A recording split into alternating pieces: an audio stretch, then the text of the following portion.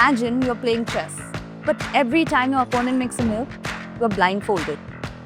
And by the time your blindfold comes off, they're already 4 moves ahead. That's not a game anymore. That's just losing slowly, without understanding why. There are some people in history who made entire empires feel that way, whose presence arrived before they did, whose strategies moved faster than any force could. While others were still preparing, they were already moving. And by the time you realized what was happening, it wasn't a plan anymore. It was history. This is Asphalt Heroes, a legacy served hot. With me, Sanjana, only on The Subculture.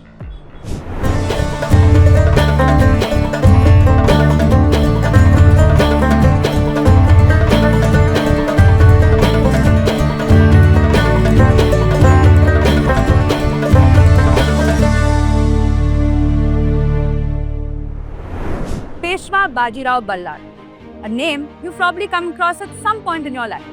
A name that earns a quick nod of recognition. But does that nod come from knowledge or familiarity? Let's find out. The road that we're on, do you know what it's called? I think it's Bhaumaras or Tuljiban? No? Cheni Parsoke. पण रस्त्याचं नाव? I guess it's Lakshmi Road. I have no idea. काहीच idea नाही. The silence you just heard, that silence is exactly why we're here. If I mention Peshwa Bajirao और आपको सिर्फ रणवीर सिंह या बाजीराव की controversial love story याद आए, then you're doing this man a great disservice. Because this is the man who commanded the Maratha Empire for almost 2 decades, who fought 41 battles across this subcontinent without losing a single one. And this was a time when the Mughals had already ruled for over 300 years. An empire that has seen everything: rebellions, invasions, rising kings, falling kingdoms. But this was different.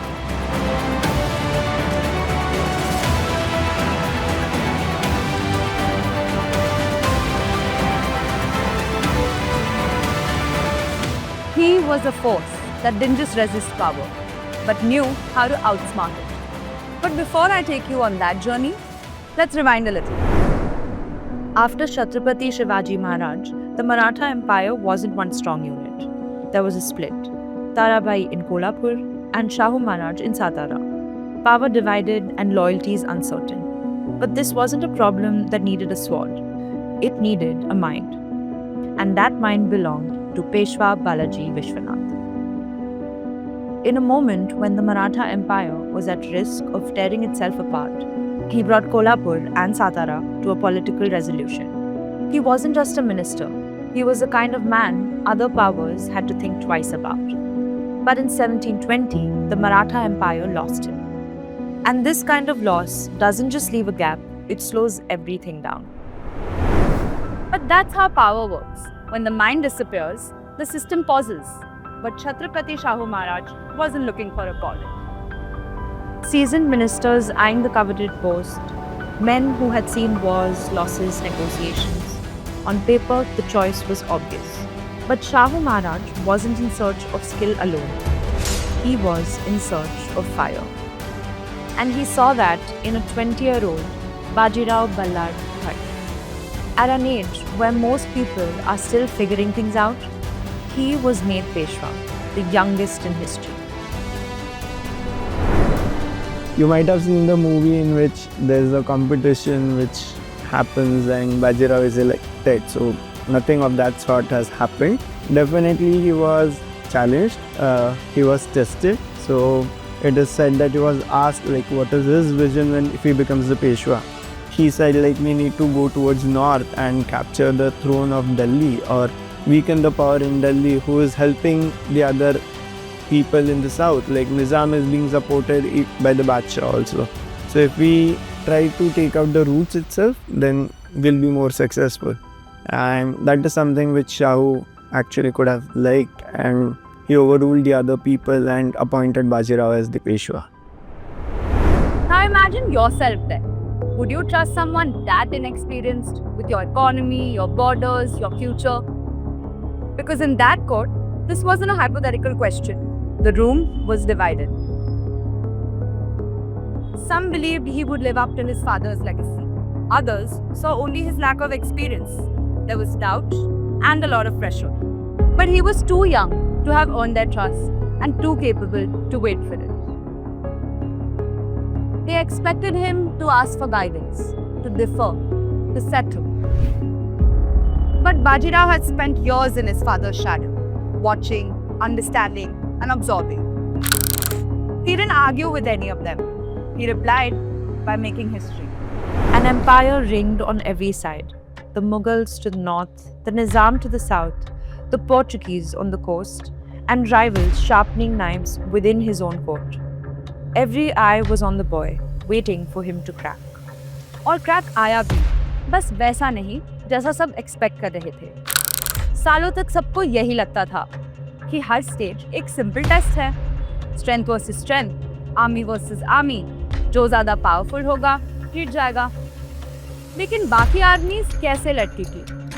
Heavy artillery, slow movement, clear formation, safe and predictable. लेकिन Bajirao extremely unpredictable. Immediately after he is appointed as the Peshwa, he took over missions. He went to Konkan, I think he went to Gujarat, he went to Malwa. He took control of place known as Dhar, where he appointed Pawars as the controller or rulers of Dhar, or people who reported from Dhar to Peshwa. He also went and captured Bundelkhand and central provinces. There's one thing which is mentioned that somewhere it was reported that Bajirao would never cross Narmada and letters were being sent to the Mughal Badshah. So it was on ego that he decided like I'll capture Delhi. So Bajirao went to Delhi, he burned down Delhi, and the rest is history. For the majority part of the battles, Bajirao was almost always outnumbered. Mughals के पास बड़ी आर्मीज and Portuguese के पास advance naval take, पर बाजीराव के पास क्या था? शायद सवाल गलत है। सही सवाल ये है कि उनका सामना किससे हो रहा था? Enter the Nizam of Hyderabad, one of the most powerful forces of that time. एक ऐसी आर्मी जो रुकती नहीं थी और अगर रुक जाए तो सामने वालों को तोड़ देती थी। Let's talk numbers for a second. The Nizam's army at Palkher had around 100,000 troops with heavy artillery, structured infantry battalion, and full supply chain support. A force built to sustain itself across months of campaigning. Bajiraw's cavalry, roughly 25 to 30,000 men. Logically, the bigger army wins, but only if the smaller one plays by its rules. And Bajirao did. This wasn't a fight, it was a test.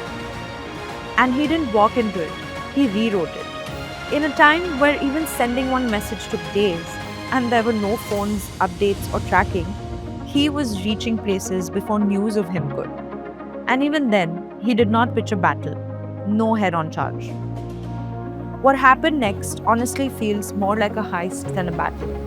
And I want to walk you through it with some help because here's where it gets interesting. One thing what Bajirao did is he never attacked the enemy when he was not confident that he would win. So he only attacked when he was confident that this win is going to be his.